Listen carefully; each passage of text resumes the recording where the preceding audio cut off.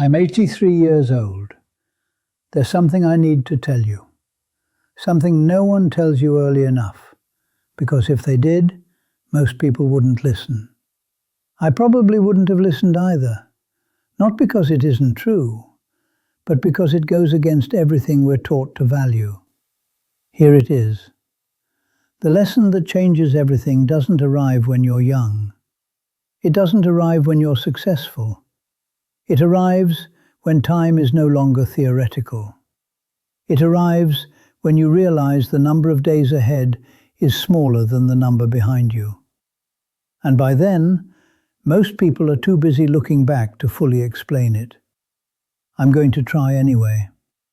For most of my life, I believed the same story you've been told. That life is about building something impressive. That responsibility comes first. That joy is something you earn after you've proven yourself. I thought meaning came later. I thought there would be a season when things slowed down, when the pressure eased, when I could finally breathe and enjoy what I'd built. That season doesn't arrive on its own. What arrives instead is realization.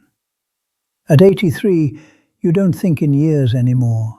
You think in mornings, in conversations, in whether your body cooperates today, in whether the people you love are still here.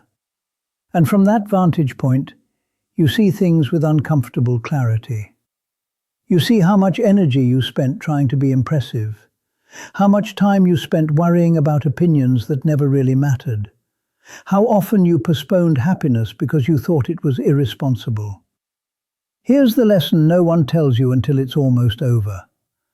Life doesn't reward sacrifice the way you think it does. You don't get bonus years for working yourself thin. You don't get extra time for being dependable. You don't get compensated for enduring a life that never felt like your own. Time doesn't care how reasonable your excuses were. It only cares how you used it. I spent decades believing that discipline would save me. That if I just stayed focused, stayed busy, stayed committed, everything would eventually make sense. What I didn't realize was that I was slowly training myself to ignore what I felt, to dismiss exhaustion as weakness, to treat dissatisfaction as immaturity, to call rest laziness and joy indulgence. That way of living looks respectable from the outside. From the inside, it feels like quiet erosion. You don't notice it at first. You're too busy, too needed, too involved. People rely on you. You tell yourself that matters, and it does, to a point. But here's another truth you learn late. Being needed is not the same as being fulfilled. I confused the two for a very long time. I said yes when I should have said no. I stayed when I should have left. I kept promises that no longer aligned with who I was becoming. And every time I did, I told myself I was being strong. What I was really doing was avoiding disappointment, both mine and other people's. At 83, disappointment doesn't scare you the same way it once did. Regret does. Regret is heavier, quieter, more patient. It doesn't shout, it waits. It waits for the moments when the noise stops, when the house is quiet, when the accolades no longer arrive, when the distractions fade. Then it asks its question: did you live honestly, or did you just live acceptably? That question is not easy to answer. Most people don't want to answer it at all. We build lives that look solid, so we don't have to sit with that discomfort. We fill our days with obligations, tasks, and plans, so we don't have to notice the subtle dissatisfaction underneath. But dissatisfaction doesn't disappear when you ignore it. It matures. At 83, I can tell you this with certainty. The things you avoid in your 30s and 40s will confront you in your 70s and 80s, whether you're ready or not. The conversations you didn't have, the boundaries you didn't set, the truths you swallowed to keep the peace. They don't vanish, they wait. And when time gets short, they get louder. I wish someone had told me earlier that you don't have to justify wanting a different life. You don't have to explain why something that once fit no longer does. You don't owe consistency to choices that are draining the life out of you. Staying loyal to a path that makes you miserable is not virtue. It's fear dressed up as responsibility. I stayed in roles long after they stopped being meaningful because I didn't want to look unreliable. I kept routines that numbed me because they made other people comfortable.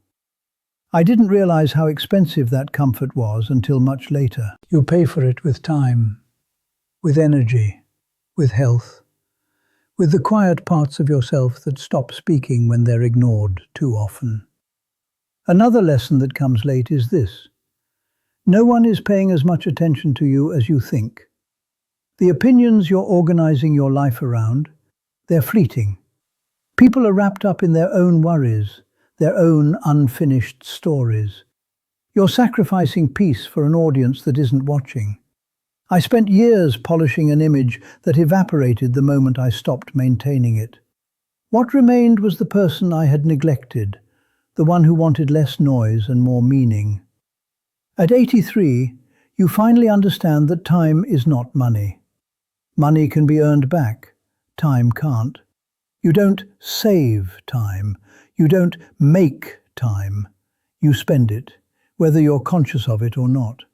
Every hour you spend living someone else's expectations is an hour you never get to use again. That's not dramatic, it's factual. Here's the part people resist the most.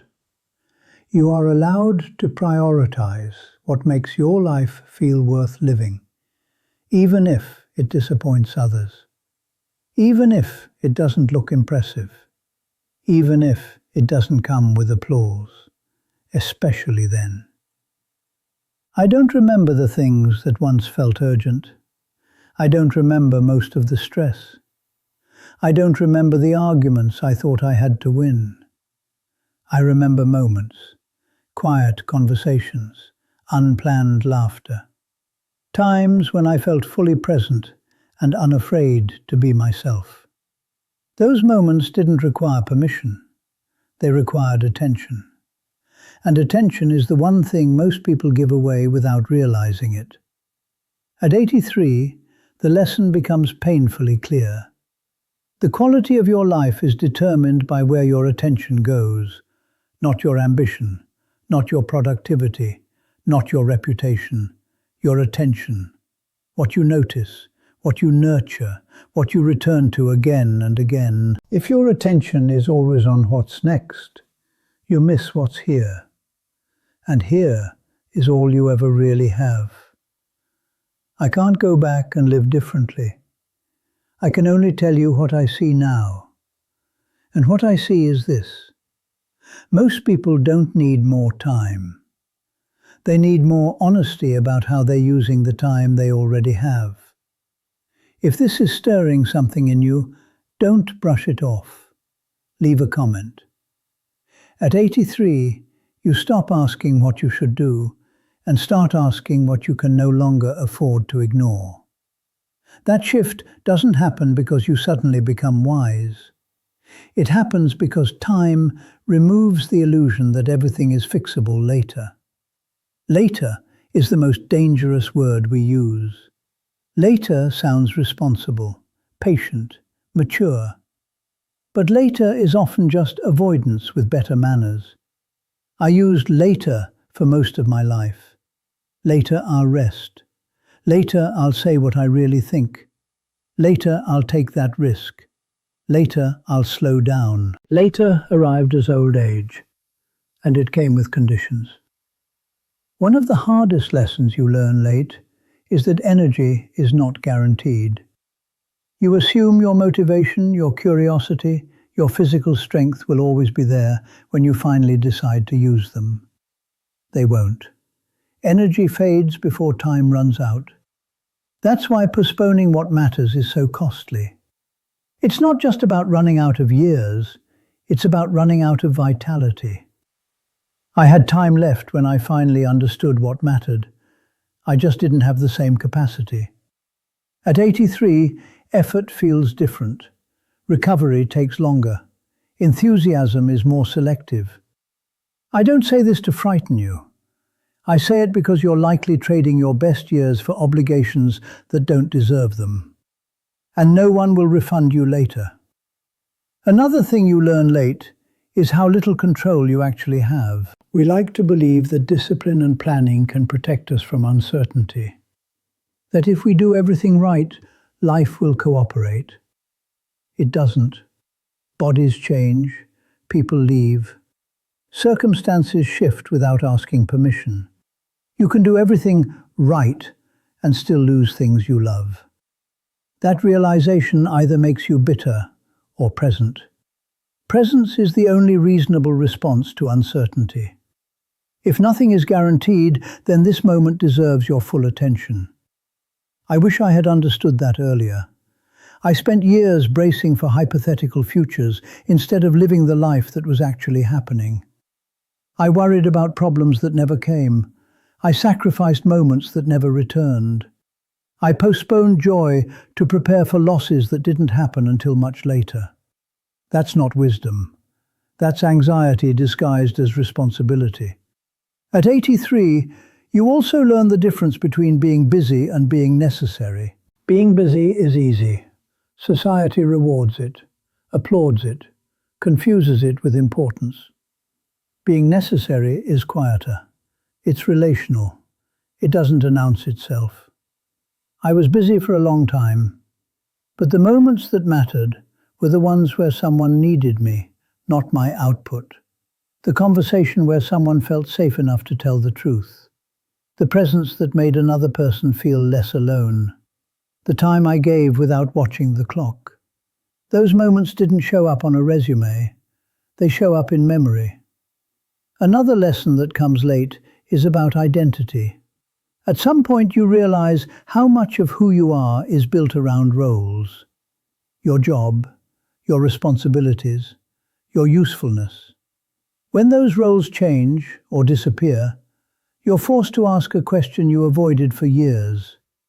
Who am I without being needed? That question terrified me when I was younger. I clung to roles because they gave me structure and validation. They told me who I was.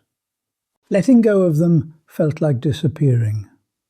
What I didn't realize is that clinging to outdated roles can erase you just as effectively. At 83, I see how much of my identity was borrowed. Borrowed from expectations. Borrowed from cultural definitions of success. Borrowed from fear of standing still. And slowly, without noticing, I stopped asking what I wanted. Here's something you should know. The longer you ignore your own voice, the quieter it becomes. Not because it disappears, but because you stop trusting it. You second-guess yourself. You defer. You rationalize. You tell yourself that wanting something different is selfish or unrealistic. It's neither. It's information. Your dissatisfaction is not a flaw. It's feedback. Ignoring it doesn't make you noble. It makes you disconnected. Another truth that shows up late is about relationships. You realize that the most important ones were built slowly, through consistency, not intensity. You don't remember grand gestures nearly as much as you remember how someone made you feel over time. Did they listen? Did they show up? Did they create space for honesty? I wish I had invested more in fewer relationships, instead of spreading myself thin trying to maintain many. Depth requires availability, and availability requires saying no to things that look important but aren't. You can't build a meaningful life while constantly being elsewhere. At 83, I've learned that boundaries are not walls, they're doors. They determine what gets access to your time, your energy, your attention. I wish I had set them sooner. Not aggressively, honestly. I wish I had said, I can't do this anymore before resentment built up. I wish I had admitted when something no longer fit, instead of enduring it quietly. Endurance is praised. Alignment is ignored. But alignment is what keeps you whole. Here's another lesson people don't like to hear. You don't get clarity before you act. You get clarity from acting. Waiting until you feel ready is how you stay stuck. I waited for confidence to arrive before making changes. It never did. Confidence grows after you take the step, not before. Every meaningful shift in my life came after discomfort, not before it. At 83, I don't regret the things that were hard. I regret the things that were easy to avoid. The conversations postponed, the risks not taken, the boundaries not enforced. Avoidance feels good in the moment. It feels responsible. In the long run, it feels like regret. I want to say something gently but clearly. You don't need to overhaul your life to start living differently. You need to stop betraying yourself in small ways. Stop saying yes when you mean no. Stop staying quiet when something matters to you. Stop filling every moment with noise so you don't have to listen. Pay attention to what drains you. Pay attention to what restores you. Those patterns are telling you something. At 83, I no longer chase certainty. I chase coherence. Do my actions match my values? Does my life feel like it belongs to me? That's the real measure. If this is making you uncomfortable, that's not a problem. Discomfort is the beginning of alignment. Don't rush past it. Leave a comment and tell me what you've been postponing that you know matters. At 83, the world becomes quieter. Not because life stops happening, but because the noise that once felt urgent loses its grip. The opinions, the pressure, the constant measuring of yourself against others, it all fades. What remains is simple, and clarity always is. So if this is the last part of the lesson, no one tells you until it's almost over. This is what I want you to know. In the end, your life is not judged by how much you accomplished, but by how deeply you lived. You don't remember most of what once felt critical. You remember how it felt to be present, to be honest, to be at peace with yourself. That peace doesn't come from comfort or stability. It comes from integrity, living in a way that feels true. Integrity is not perfection, it's alignment. It's when your days reflect your values instead of just your obligations. At 83, I can tell you that most people don't regret the chances they took. They regret the chances they avoided because they were afraid of disrupting something that was already draining them. Fear keeps you busy. Truth sets you free. Another thing that becomes painfully clear late in life is this: no one else can live your life for you. That sounds obvious, but most people spend decades waiting for permission. Permission to change, permission to rest, permission to want something different. It never comes. You give it to yourself, or you live without it. I spent years asking silently for circumstances to shift so I wouldn't have to make hard choices. They didn't. Hard choices don't disappear. They wait. And the longer you wait, the fewer options you have. At 83, options narrow. Not because life is cruel, but because time does what time does. That's why choice matters now, while it's still abundant. I want you to understand something deeply. Your attention is your life. What you give it to grows. What you ignore withers. If your attention is constantly on stress, urgency, and comparison, your life will feel like stress, urgency, and comparison.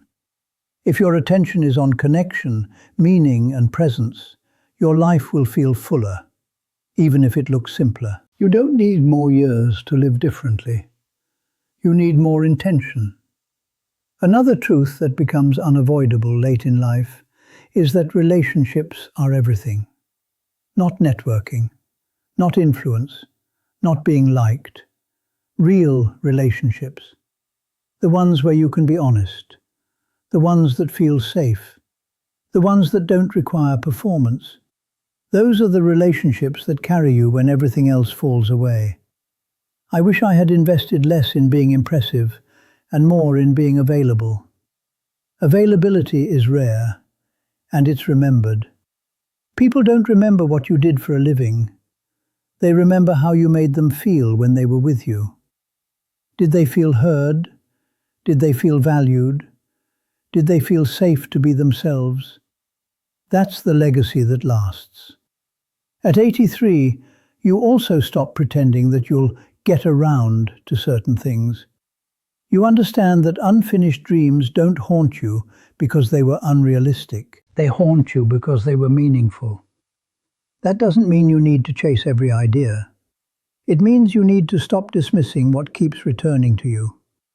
Recurring desires are not distractions. They're directions. Pay attention to them. Finally, here's the lesson beneath all the others. You don't need to wait for life to slow down to start living well. Life rarely slows down on its own. You slow it down by choosing where to place your attention, your energy, and your time. Choose deliberately. Say no without guilt. Say yes with intention. Rest before you're forced to. Speak honestly while you still can. Love without assuming there will be more time later, because there might not be. At 83, I don't wish I had more time. I wish I had understood sooner how precious it was. You still can. If this resonated with you, don't keep it to yourself. Leave a comment and share what you're choosing to do differently, starting now.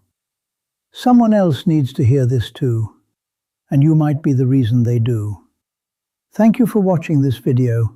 Click here to watch another video that might interest you.